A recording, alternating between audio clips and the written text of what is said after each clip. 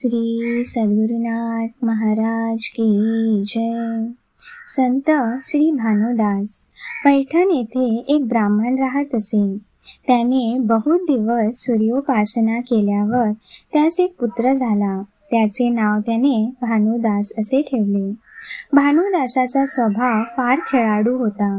अध्ययनाकडे त्याने विशेष लक्ष द्यावे या उद्देशाने एके दिवशी बाप त्याला रागावला। तेव्हा तो रुसून घरातून निघून गेला आणि गावाबाहेरील एका पडक्या देवळात जाऊन बसला। तेथे एक सूर्यनारायणाची मूर्ती होती। तिची तो उपासना करू लागला असता एके दिवशी त्या सूर्यनारायण प्रत्यक्ष झाला। पुढे त्याच्या कृपे करून भानुदासाला रोज पोटभर दूध मिळू लागले। इकडे मुलाचा शोध करीत करीत फिरत असलेल्या ब्राह्मणाचे एके दिवशी अवचित त्या देवळात जाणे झाले। त्या समयी सूर्यनारायणाच्या पायावर डोके ठेवून निजलेला भानुदास त्याला दिसला।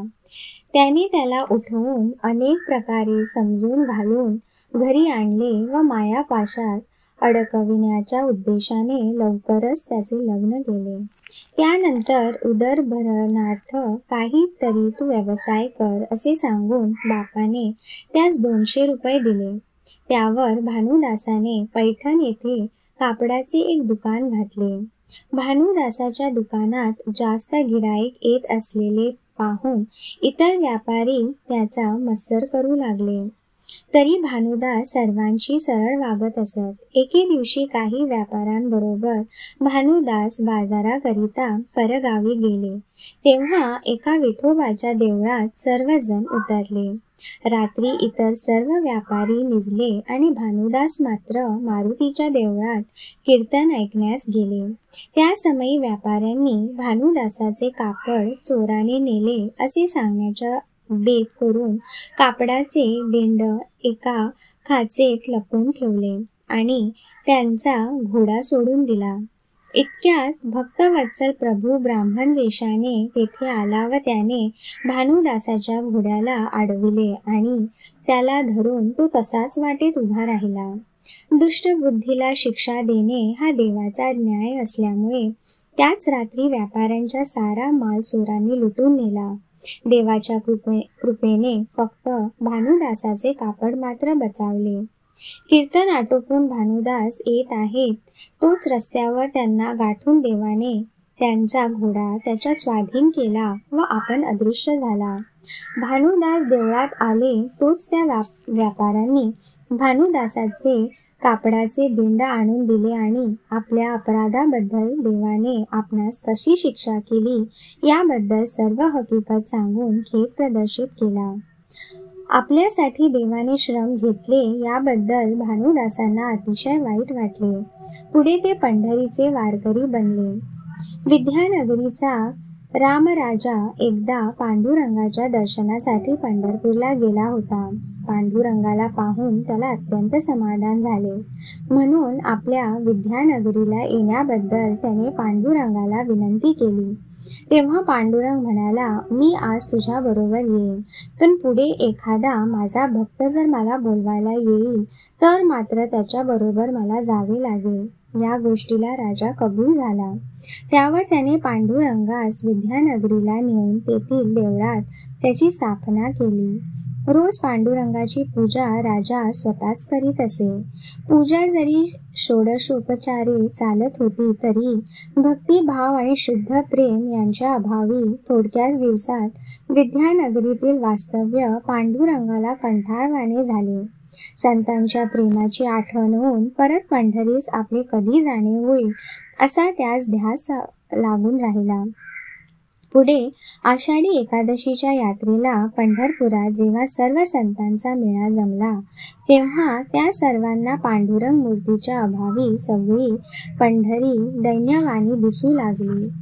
चौकशी अंती पांडुरंग मूर्ती विद्यानगरी असल्याचे समजले, पण विद्यानगरात जाऊन ती आणायची बिकट कामगिरी पत्करण्यास कोणालाही धीर होईना. शेवटी भानुदासांनी आपण पांडुरंगाला घेऊन येईन असे खात्रीपूर्वक सांगितले आणि ते विद्यानगरीला गेले. तेथे चहूकडे तपास केल्यावर त्यांना नक्की स्थान कळून चुकले, तरी उतावीळपणे पुढे न जाता काही दिवस ते धीर धरून कोणासही आपली ओळख न देता राहिले.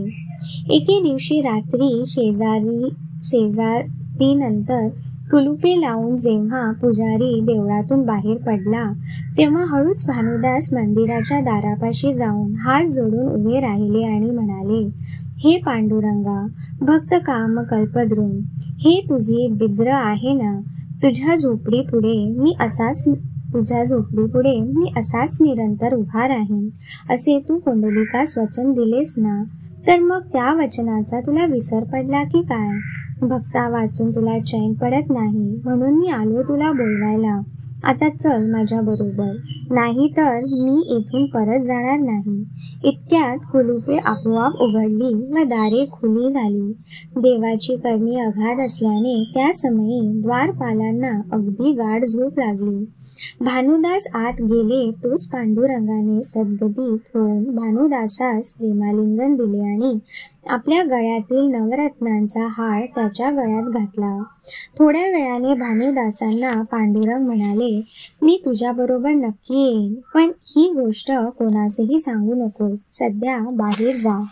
भानुदास बाहेर गेले तोच दारे पूर्ववत बंद झाली.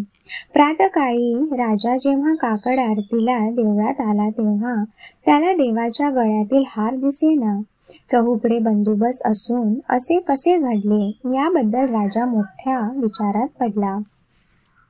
राजाने चहूकडे चोराच्या शोधार्थ सेवकास पाठविले. नदीतीरी एका देवळात भजन करीत बसलेल्या भानुदासाच्या गळ्यात हार असलेला एक राजसेवकाच्या दृष्टीस पडला. तेव्हा चोर म्हणून त्यांना पकडण्यात आले. राजाने पण कोण काय काहीच चौकशी न करता भानुदासांना सुई देण्याचा हुकूम केला. त्यावर सेवकांनी भानुदासाच्या माथ्यावर शेंदूर घालता आणि खांद्यावर सूळ घेऊन ते त्या स्मशानाकडे घेऊन चालले. ती मौज पाहण्यासाठी गावातील असंख्य लोक स्मशानात जमले. भानुदास स्मशानात पोचले तोच त्याच्या खांद्यावरील सुळास पल्लव फुटलेले दिसले. तो चमत्कार पाहून दूतांनी लगेच राजास ही हकीकत कळविली. तेव्हा राजा दचकला. भानुदास हे चोर नसून पांडुरंगाचे आवडते भक्त असावेत असे त्यास वाटले. त्याच पावली तो भानुदासाच्या दर्शनास निघाला. इकडे भानुदास विठ्ठल प्रेमात रंगून गेले होते. त्यांना खांद्यावरच्या सुळाची आठवणही नव्हती. राजाने भानुदासांना प्रथम वंदन केले आणि स्वहस्ताने त्यांच्या खांद्यावरचे ओझे खाली ठेवले व म्हणाला, महाराज, आपली योग्यता न जाणता मी मोठा अपराध केला.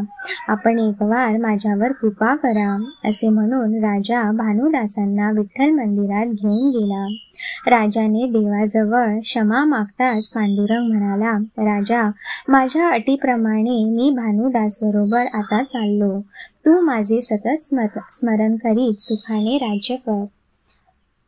त्यावर पांडुरंगाला उद्देशून भानुदास म्हणाले, देवा, कोणालाही न दिसण्यासारखे तू लहान रूप घे, म्हणजे मी तुला सांबळीतून घेऊन जाईन. पंढरीत गेल्यावर पूर्ववत हो म्हणजे झाले. या भानुदासाच्या विनवणीप्रमाणे पांडुरंग सांबळीत मावण्यासारखा लहान झाला. ते पाहून राजा दिलमूड होऊन गेला. भानुदास राजाचा निरोप घेऊन सांबळी बगलेत मारून निघाले. पंढरीत पोचले तोच नागरिक व संत मंडळी वाजत गाजत पालखी घेऊन सामोरे आली. पांडुरंगाला स्नान घालून पालखीत बसविले आणि नामघोषात पालखी मिरवीत देवाजवळ जाऊन पोहोचली. भानुदास पांडुरंगाला घ्यायला पालखीजवळ गेले तोच तो पूर्ववत झाला. त्यावर पूर्वीच्या जागी पांडुरंगाची स्थापना करण्यात आली. तेव्हापासून भानुदास विशेष प्रसिद्धीस आले.